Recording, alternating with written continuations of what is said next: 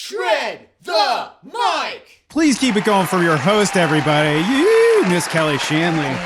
Keying off what she was talking about, I really wanted to talk a little bit more about dating and my very limited dating experience outside of relationships. We were at a party and we were talking about like dating histories and whatnot. And Kelly's talked about how she was single 9 out of the last 10 years before we were together. Mm-hmm. And for me, like I was coming out of a 17-year relationship and I was single for 3 months during the worst time to be single in the history of being single. Yeah.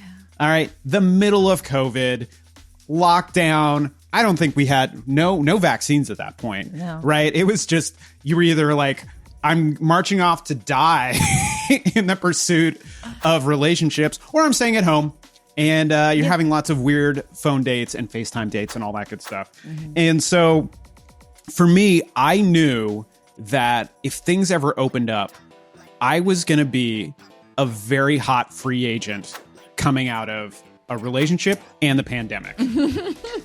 Like I had, you're going through the pain of, for me, it was a divorce and ending of a 17-year relationship and like trying to figure out how to date and all that stuff. But I also had to take an honest look at myself. And I was sort of just like, okay, if I'm going to hit free agency, I think I need to see where I stack up in the draft.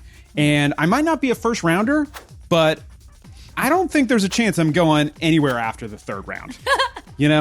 I'm not going to get a record contract, but I know there are several teams that would be very interested in my free agency, right? Mm-hmm. And some people would be willing to take meetings. So, I had to look at my combine stats and really take a hard look in the mirror and be like, okay, if I'm going to be on someone's draft board, what do I bring to the table? And for me, I was kind of happy with what I found. Like, I'm a cerebral player with fluid hips. I have good intangibles. I'm great in the locker room. Yeah. I'm a high character guy with good EQ. Okay. Right.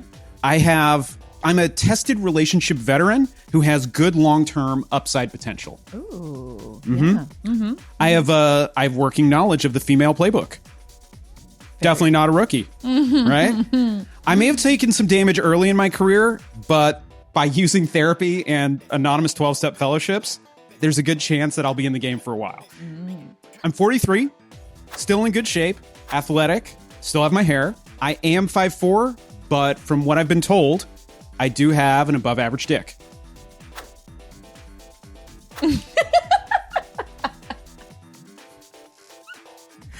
I make my own money, so there wouldn't be any salary cap issues. There you go.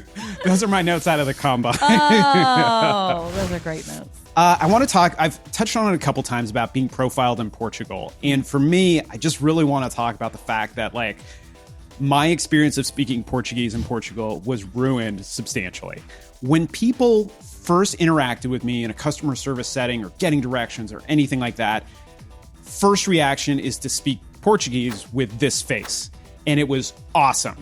And then the quarter second later, when Kelly and her sister rolled up immediately behind me, people would code switch immediately into English and ruin every opportunity for me to speak Portuguese conversationally in Portugal. I'm not saying that I had done probably 4 months of like Duolingo to try and like brush up on my Portuguese that I completely forgotten from my youth. Mm-hmm. But I was so looking forward to being just like, oh, com licença, oh, obrigado, blah, blah, blah. And just like you talking with people and just practicing my conversational Portuguese.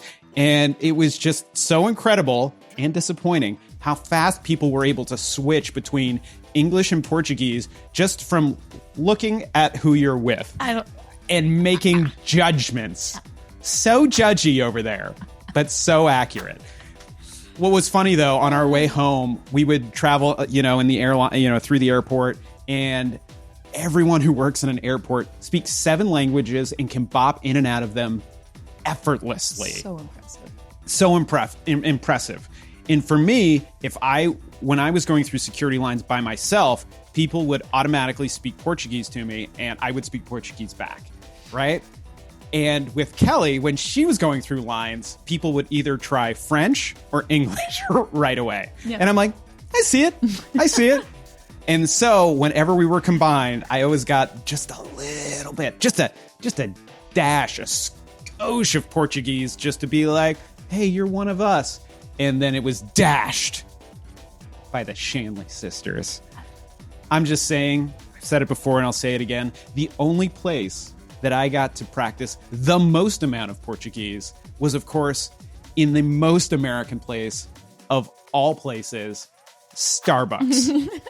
I had a 3-minute conversation with a barista in which she was dropping new vocabulary at me, and I still responded in time. It was glorious.